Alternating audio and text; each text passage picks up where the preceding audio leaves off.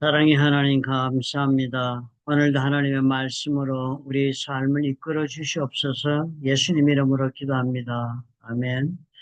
오늘은 수요일입니다. 8월 13일 사사기서 21장 13절부터 25절의 말씀입니다. 이스라엘 백성들이 베냐민을 아주 멸절시키다 하고 600명 남자만 남겨두었잖아요. 그래서 그들에게 이 족속이 없어지지 않도록 하기 위해서 아내를 찾아주는 장면의 이야기가 오늘 적혀 있는 내용들입니다. 실로의 여자들을 그들에게 어떤 방법으로 주고 있느냐 하는 얘기를 여러분들이 다 읽어보신 다음에 저희 얘기를 같이 생각해 보았으면 좋겠습니다. 사사기 마지막 장면이 참 쓸쓸한 그런 장면이 지금 전개되고 있습니다.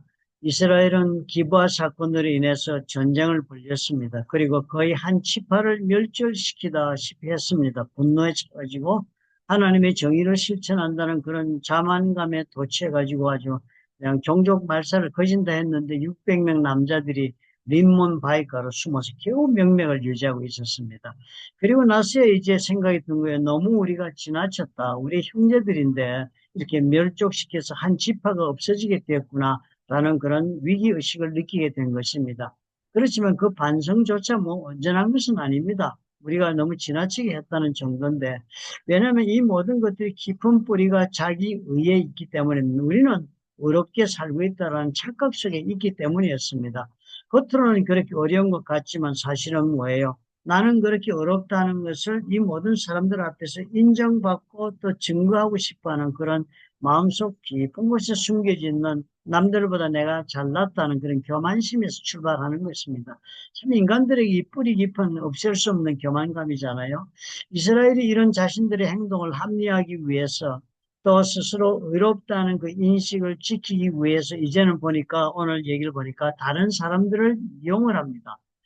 영주고 약주고를 하는데요. 다른 사람을 이용해서 살게 해주는 그런 자비로운 행실을 하는 것으로 자기 스스로를 그렇게 정의시켜 보고 싶어 해서 하는 일이 바로 이 실로 사람들의 이야기입니다.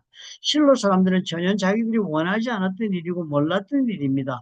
이스라엘이 만들어 놓은 그런 맹세와 상황 때문에 실로 사람들이 이용당하는 그런 희생양이 되는 장면의 이야기가 나와 있습니다.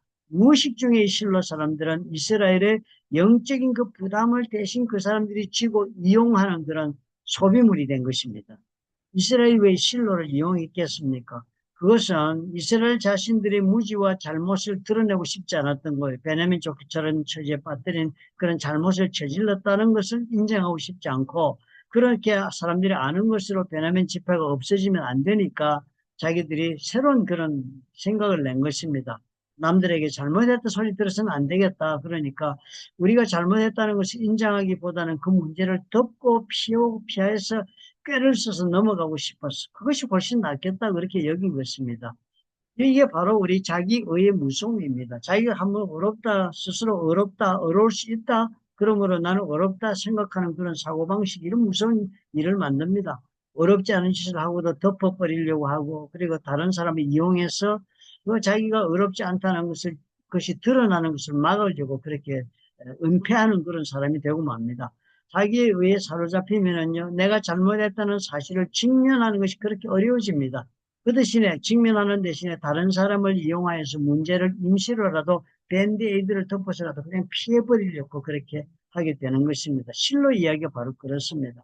자기 의로 세운 임시 방편은 결국은 어떻게 또 다른 고통을 낳습니다. 실로 사람들은 아무 이유 없이 이 이스라엘 백성들의 조치 때문에 억울한 일을 당합니다. 그렇죠? 딸들을 다 빼앗기고 베냐민 지파 사람들은 형식적으로만 살아남았지만 여전히 그 사람들은 아내를 얻었다고 해서 치유가 되겠습니까? 상처와 불신이 남았지요. 사사기서의 마지막 결론은 또 여전히 반복됩니다. 그때 이스라엘의 왕이 없으므로 사람이 각각 자기의 속인에 옳은 대로 행하였다. 그래서 이렇게 막 행한 일이 벌어졌다는 거예요.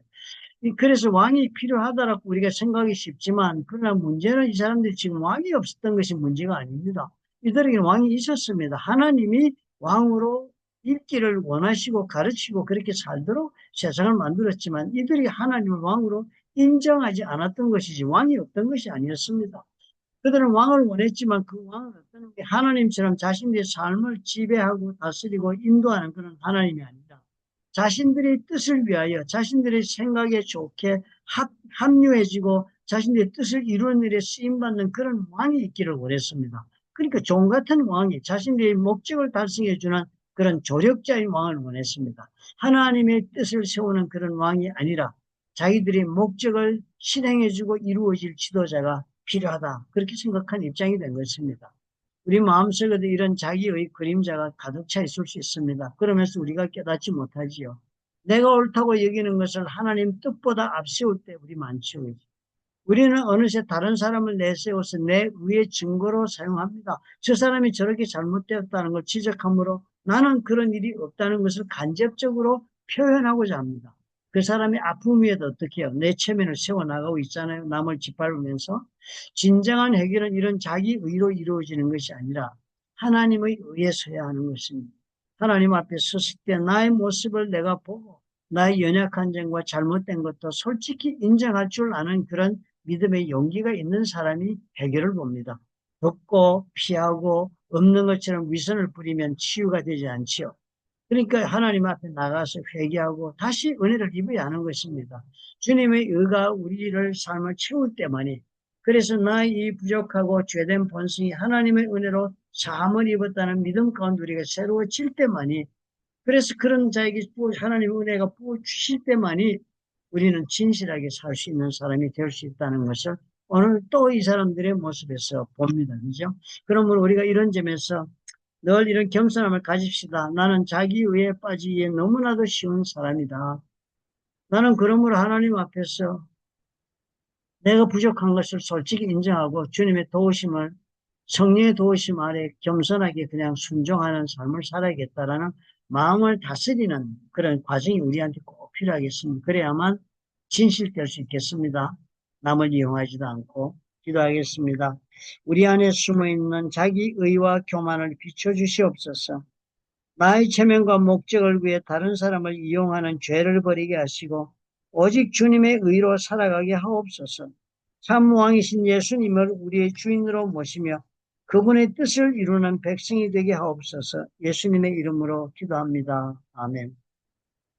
우리가 늘 생각해 봐야 될 것은 자기 성찰이죠. 그죠? 남을 욕하기 전에 나는 얼마나 다른가 그런 생각.